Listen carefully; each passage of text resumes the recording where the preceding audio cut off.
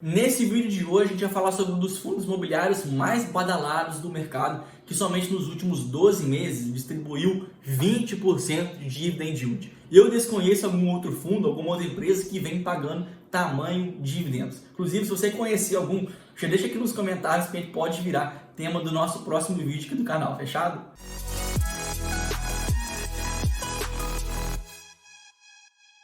Fala aí, investidor e investidora, aqui vídeo novo de fundos imobiliários. Então, antes de mais nada, se você gostar aqui desse conteúdo, já me retribui com um like nesse vídeo, uma inscrição no canal e também ative aqui o sininho para você receber as notificações quando todo conteúdo novo for divulgado. Conto com você, hein? Então, nesse vídeo, a gente vai falar sobre o HCTR11, que é um fundo imobiliário de papel. Antes disso, é bom que a gente conheça o que seria o fundo de papel e por que esse fundo especificamente consegue pagar muito mais do que a média do seu próprio setor. Porque de fato aqui vem uma operação, uma atuação muito mais diferenciada. Então, o que seriam esses fundos de papel? Eles se apoiam em CRIs, que são certificados de recebíveis imobiliários. Vamos supor que um exemplo hipotético. Imagine que agora existe uma construtora, a Interconstrutora, a própria MRV, a Trisul, a Exitec, seria qualquer uma dessas empresas. E ela quer construir agora um novo empreendimento, quer subir um novo prédio. Só que de fato agora essa empresa não tem dinheiro suficiente para isso, embora ela precisa para pagar toda a construção, pagar a mão de obra, pagar os equipamentos, pagar todos os insumos, né, cimento, blocos, tudo isso. Porém, a empresa, por não ter dinheiro, precisa ter esses recursos de maneira muito fácil, de maneira líquida, precisa ter dinheiro. Então, essa empresa simplesmente pode acessar o mercado financeiro e emitir, então, um CRI para que ela consiga pegar todo o dinheiro à vista.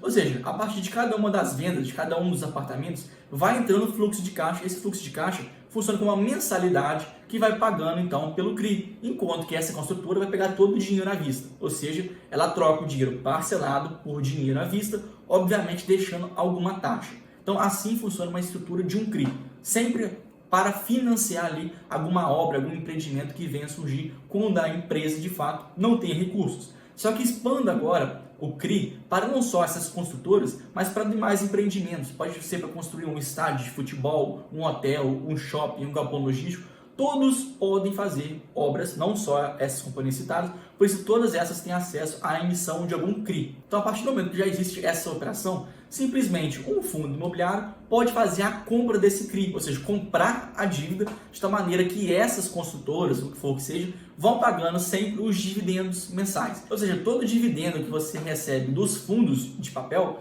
vem justamente através dessa mensalidade, desses juros que as construtoras vão pagando a cada mês, a mensalidade, e acaba virando aí um dividendo, que no caso do HCTR é um dividendo bem gordo. Perceba então que só nesse primeiro momento já existe um risco chamado risco de crédito.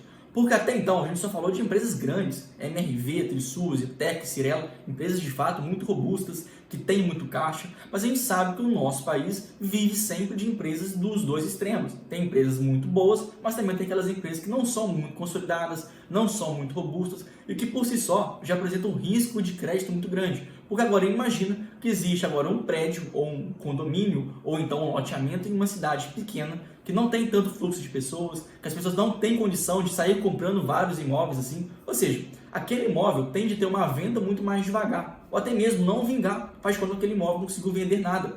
Ou seja, não vai entrar fluxo de caixa a ponto de conseguir pagar a dívida. Ou seja, se agora aqueles dividendos vêm justamente dessas mensalidades, esses juros, e agora os juros não mais estão existindo, acaba existindo um risco de crédito, e aí o fundo imobiliário não recebe mais os dividendos, não consegue distribuir esses dividendos para os seus acionistas. Ou seja, perceba então que quanto menor for aquela instituição, for aquela construtora, maior o risco de calote que ela vai ter de não conseguir vender e então pagar os juros para os fundos imobiliários. Então aqui nós podemos já definir o primeiro ponto. Porque agora, se existe uma empresa pequena, uma construtora pequena, sem histórico, sem resultados consolidados, resultados fortes, acaba que essa é uma empresa muito mais fadada ao fracasso, uma empresa que tem mais risco por si só. Então, se essa empresa agora pega dívidas, ela contrai um CRI de um fundo imobiliário, acaba que ela deve pagar também rentabilidade maior.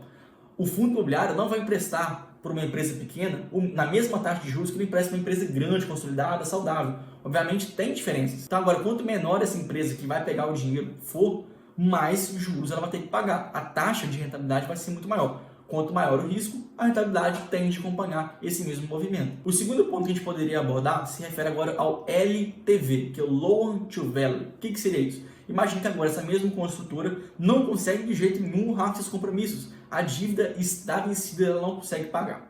Quando isso acontece, o fundo imobiliário pode simplesmente exercer essa garantia da dívida. Vamos pegar aqui um exemplo. Faz de conta que essa dívida da construtora vale 5 milhões de reais. Mas por trás daquilo, o fundo imobiliário falou assim, ó, se você não conseguir pagar essa dívida de 5 milhões de reais, eu vou pegar o seu imóvel que você está construindo, que vale 10 milhões de reais. Então, ou seja, é que existe o loan to value. Se a construtora não conseguir pagar, ela tem uma garantia de algum imóvel em si. Então, simplesmente o fundo imobiliário pega o imóvel como garantia e esquece a companhia para trás. Então, esses são os dois principais pontos que a gente deve atentar na análise de um fundo de papel. É sempre o loan to value, para ver se existe alguma garantia de imóvel por trás daquela dívida e também entender quem são as empresas que estão fazendo aquele financiamento. São empresas mais arriscadas ou são empresas mais seguras? Porque isso acaba distinguindo um fundo do outro em relação ao seu risco de operação. E para fechar nesse modelo de contratos, eles podem ser indexados tanto à inflação, seja que o IPCA, o IGPM, ou então através do CDI. São os três indicadores, os três indexadores mais comuns. Porém, aqui também tem uma grande diferença. A gente vê que esses últimos meses, desde 2020, princípio de 2020 na verdade, o IGPM teve uma alta absurda. Ele chegou a acumular uma alta de mais de 35% em apenas 12 meses. Então, de fato, você imagina, qual construtora vai pegar alguma dívida associada ao IGPM? Obviamente é uma construtora muito ruim das pernas. Você imagina, vai pegar o IGPM a 35% e vai pagar juros em cima disso. Uma dívida milionária que agora vai ter um juros corrigido anualmente por 35%. Obviamente não vai ser uma construtora muito boa. Isso acaba sendo muito verdade para o HCTR. A gente vê que da sua carteira, 14% dele vem de índices, vem de dívidas que são indexadas ao IGPM. Ou seja, por si só aqui, a gente consegue ver que essa é uma dívida muito arriscada. Ainda tomando dívidas hoje atreladas ao IGPM, são de fato uma operação muitíssimo arriscada. Muitas delas não vão conseguir pagar tantos juros. Se não consegue pagar tantos juros, vai ter o risco de crédito. Ou seja, só nesse primeiro momento a gente já vê que o HCTR acaba sendo um fundo muito mais arriscado até mesmo pelos seus indexadores dos contratos das suas dívidas. E mesmo a gente desconsiderasse o IGPM, abordar simplesmente o IPCA, que também é outro grande indexador da sua carteira de dívidas, a gente vê que aqui também há um risco maior. Porque hoje sua carteira de dívidas IPCA está em IPCA mais 10,5%. Ou seja, se a gente tem hoje um IPCA que deve fechar o ano em 7,5%, aquela construtora vai ter que pagar os 7,5% do IPCA mais 10,5% que seria o bônus. Ou seja, simplesmente que 18% ao ano. Ou seja, não é só o IGPM que está muito fora da curva, que está pagando muito mais caro. Até mesmo as dívidas atreladas ao IPCA também tem um bônus muito alto. Que empresa consegue pagar de juros 18% ao ano? Obviamente vai ser uma construtora que não está muito bem das pernas, você acaba acrescentando risco na operação.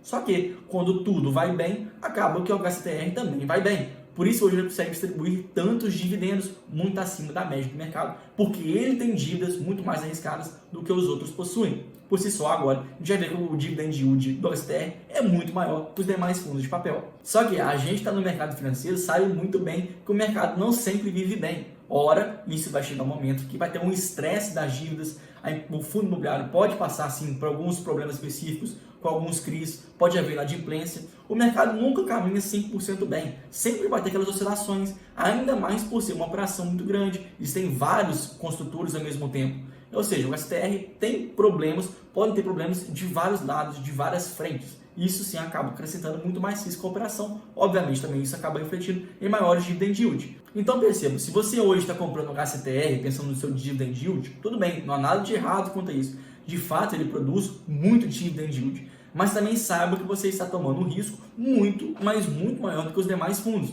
Igual RBR11, MCCI11, o próprio IRDM11, que sempre foi um fundo um pouco mais também arriscado, mas o KCTR de fato supera todos eles, porque tem uma operação muito mais arriscada. Então, perceba, se você quer comprar esse fundo na sua carteira, tome cuidado. Se esse não for o seu perfil de investimento, se você não for um perfil mais arrojado, mais agressivo, talvez não seja o melhor pedido. Só que ao mesmo tempo, o fundo também dá sinais de saturação. Porque agora, nesse momento de alta da taxa de juros, acaba que a inflação por si só tende já a dar uma desacelerada. Então o IGPM já começa a frear um pouco, o IPCA, mesmo que ainda continue alto, mas vai existir uma tendência logo de redução, ou seja, o fundo também não deve continuar pagando dividendos tão altos assim, porque nesse momento o IGPM parece acelerar. O IGPM não vai permanecer em 35% ao ano para sempre. ou seja, o dividendo do HSTR também tende a cair um pouco mais, mesmo que ainda seja um dividendo ainda mais alto do que os demais fundos de papel. Então, se você entendeu aqui a nuance, né, de risco-retorno desse fundo,